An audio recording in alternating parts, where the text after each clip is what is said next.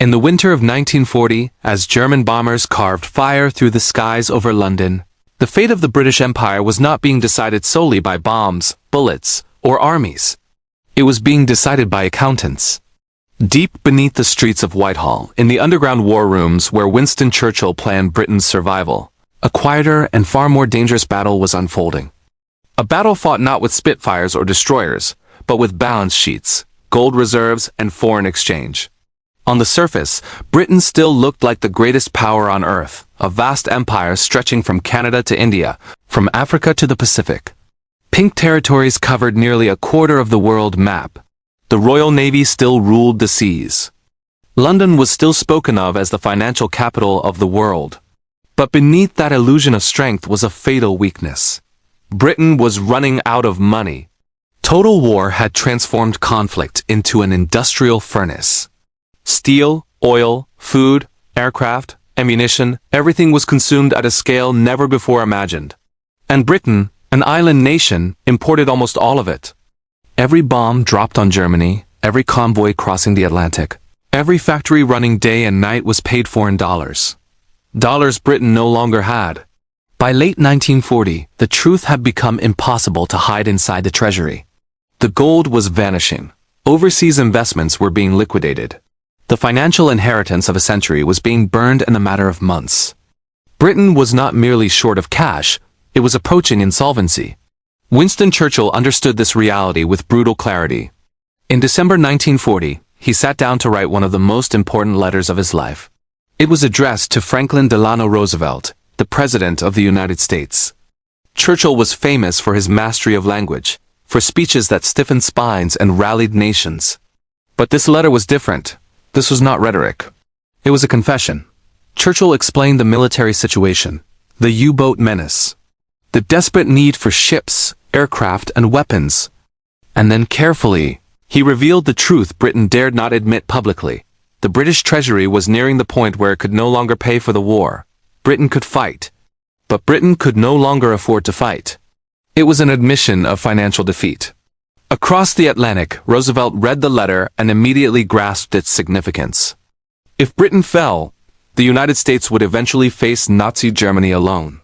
But Roosevelt faced a political problem of his own. The United States was officially neutral. The American public was deeply isolationist. Congress had passed strict neutrality laws to prevent another European entanglement. America would sell weapons, but only for cash. This policy was known as cash and carry. Any nation at war could buy American supplies, but only if it paid immediately in dollars and transported the goods itself. There would be no loans, no credit, no charity. For Britain, this was a death sentence disguised as commerce. For the first year of the war, Britain complied.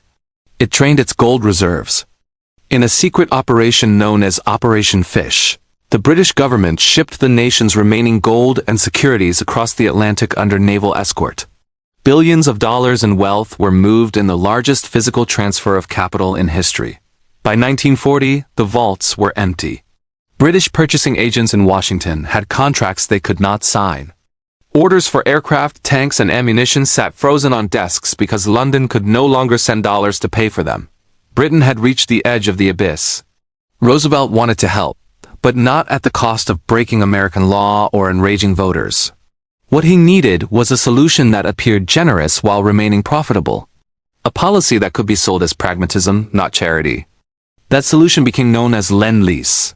In public, Roosevelt framed it with a simple metaphor. If your neighbor's house is on fire, you don't sell him a garden hose, you lend it to him. When the fire is out, you get the hose back. It sounded humane, it sounded temporary, it sounded harmless. But behind closed doors, Lend-Lease was something very different.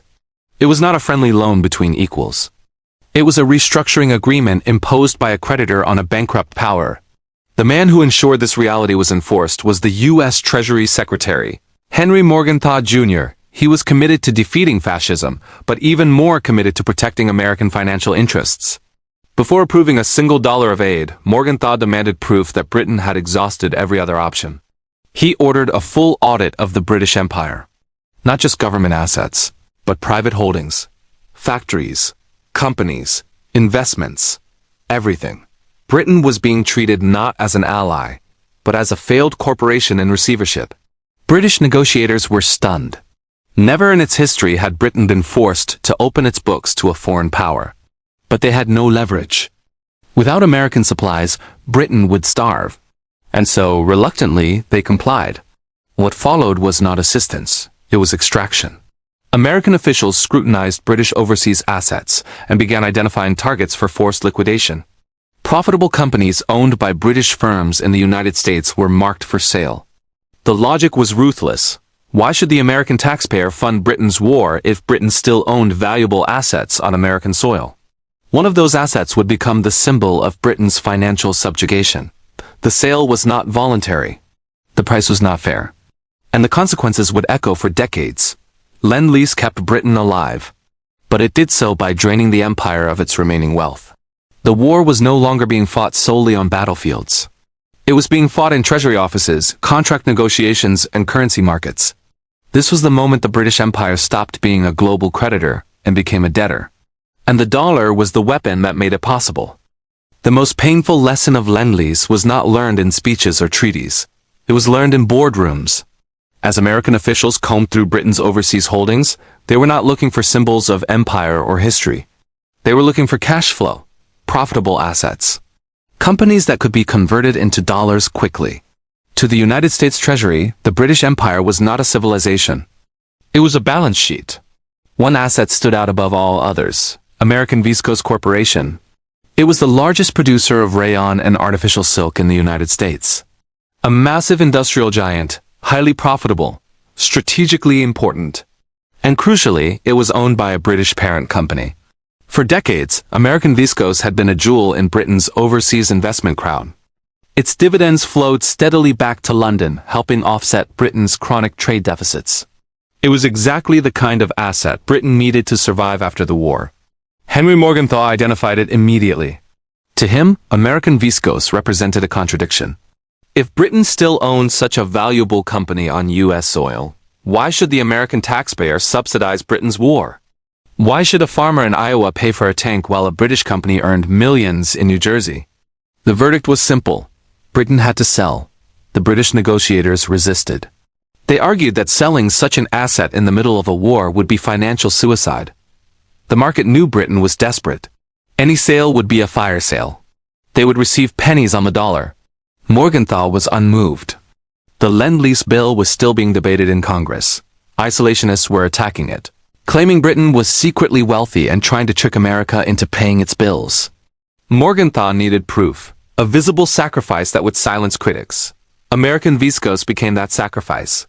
The ultimatum was clear. Sell the company, or Lend-Lease would die. In March 1941, under immense pressure, the British government seized American Viscose through emergency powers. The sale was handled by American investment bankers. Everyone involved knew Britain had no choice. The bankers drove a merciless bargain. The company, worth well over $100 million, was sold for barely half that amount.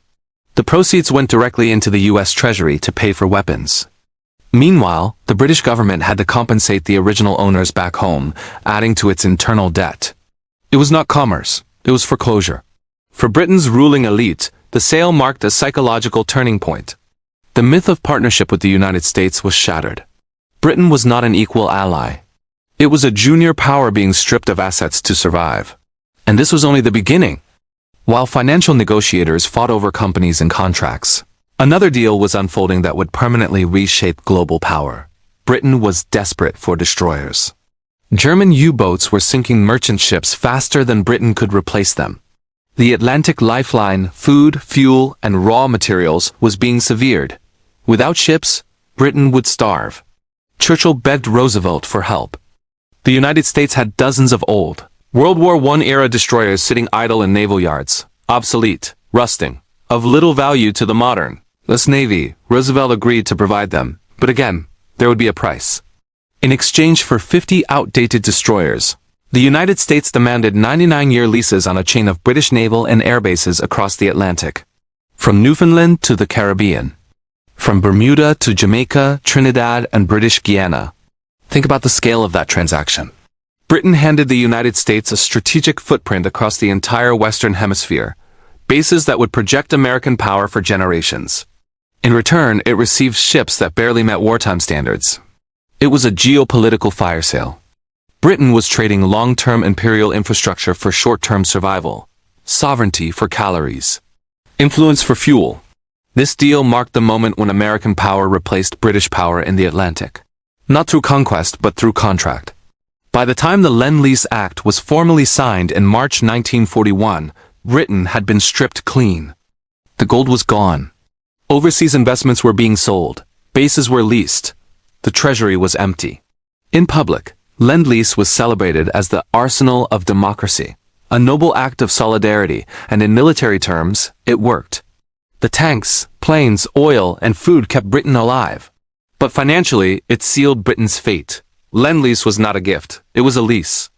And leases always come with conditions. Buried deep in the legal text of the agreement was a clause known as Article 7. Written in dense diplomatic language, it appeared harmless. But it contained a poison pill for the British Empire. Article 7 required Britain to dismantle its imperial preference system after the war. Imperial preference was the economic glue of the empire, a system of tariffs that favored trade between Britain and its colonies. British goods were cheaper in Canada, Australia, India, and Africa than American goods. It protected British industry from more efficient U.S. competitors. By signing Article 7, Britain agreed to tear down its own economic defenses. It agreed to open its empire to American exporters. British negotiators fought desperately against the clause. They understood what it meant. Without imperial preference, British industry would be crushed by American manufacturing power. But they had no leverage. German bombers were overhead. U-boats were in the Atlantic. The cash was gone. They signed. From that moment onward, the outcome was inevitable. As the war continued, the economic gap widened. American industry expanded at unprecedented speed, fueled by government spending and untouched by enemy bombs. While British factories produced only weapons, American factories produced weapons and consumer goods for the world. American companies replaced British firms in markets across Latin America, Asia, and the Middle East. By 1944, the transfer of wealth was complete. The world's gold had moved from London to Fort Knox. The financial center of gravity had shifted across the Atlantic. Britain would win the war, but it had already lost the empire. As the war dragged into its final years, the military balance slowly began to shift. Germany was being pushed back on multiple fronts. American industry, now fully mobilized, was flooding Europe with men, machines, and material. From the outside, it looked like the Allied victory was inevitable. But for Britain, the economics of victory were becoming more dangerous than the war itself. By 1944, the British economy was completely distorted. Civilian production had virtually disappeared. Exports had collapsed. The empire's traditional markets in Latin America, the Middle East, and Asia had been abandoned in order to focus entirely on survival. Every factory that could produce a weapon was doing so. Everything else had stopped. During this same period, American industry was experiencing an explosion unlike anything in history. Protected by oceans and untouched by bombing, U.S. factories did not have to choose between war production and civilian output. They produced tanks and bombers, but they also produced cars, refrigerators, radios, and machinery for the global market. While Britain fought the war, the United States quietly replaced Britain in the world economy. American firms moved into markets that British companies had once dominated. Shipping routes shifted. Trade relationships changed. The infrastructure of global commerce was being rewired in real time, and it was being rewired around the dollar. By the time Allied troops landed in Normandy, the financial outcome of the war was already decided. The center of global power had moved. Gold told the story clearly. Before the war, London had been the clearinghouse of the world's finance. After years of cash and carry, forced liquidation, and lend-lease arrangements, gold had drained steadily from Britain and accumulated in the United States. By 1944, the majority of the world's monetary gold sat in American vaults. Money follows power, but power also follows money. As the war neared its end, British leaders clung to a single hope. They believed that once victory was achieved, the United States would recognize Britain's sacrifice. That Lend-Lease would continue temporarily to allow a transition back to peace. That there would be generosity, or at least patience. This belief was an illusion. In August 1945, Japan surrendered. The war was over. Across Britain, crowds poured into the streets. bonfires burned, bells rang. It was a moment of unfiltered relief. The empire had survived the greatest war in history. But across the Atlantic, there was no celebration. In Washington, bureaucrats moved quickly and decisively. The war emergency was over, and with it, the justification for Lend-Lease. Just days after the victory celebrations began, President Harry Truman signed an order terminating Lend-Lease immediately. There was no transition period, no grace window, no negotiation. In the middle of the Atlantic Ocean, American ships loaded with food, fuel, and raw materials bound for Britain were ordered to turn around and sail back to the United States. The financial lifeline was cut without warning. For the British government, the shock was paralyzing. The economy had been reshaped entirely around wartime aid. Britain imported roughly half of its food and nearly all of its raw materials. These imports had been paid for with Lend-Lease dollars. Without them, Britain was bankrupt. Instantly. John Maynard Keynes, the most influential economist of the century and an advisor to the British government, examined the numbers and saw catastrophe, not in the future. Not gradually, immediately. Britain faced what Keynes called a financial Dunkirk. The country could not pay for food, it could not pay for fuel, it could not pay for raw materials. Rationing, already severe during the war, would become even harsher in peace. Industries would shut down, unemployment would explode. Social order itself was at risk. There was only one option left. Britain had to beg. In the autumn of 1945, Keynes boarded a ship to Washington. He was exhausted, sick, and suffering from a heart condition that would soon kill him. He went not as a confident negotiator, but as a supplicant. Keynes believed Britain had a moral claim. Britain had fought alone against Nazi Germany for 2 years while the United States remained neutral. It had sacrificed its wealth, its cities, and its empire to save Western civilization. He proposed a solution grounded in justice. The United States should provide Britain with a grant, not a loan. $6 billion as compensation for what Britain had already spent holding the line. He called it fairness. Washington did not. The mood in America had shifted. The war was over. The public was tired of paying for Europe. Congress was suspicious of Britain's new Labour government, which openly planned to nationalize industries and expand the welfare state. American negotiators were unmoved by moral arguments. They spoke in numbers. Interest rates, conditions, there would be no gift. There would only be a loan. And it would come with strings.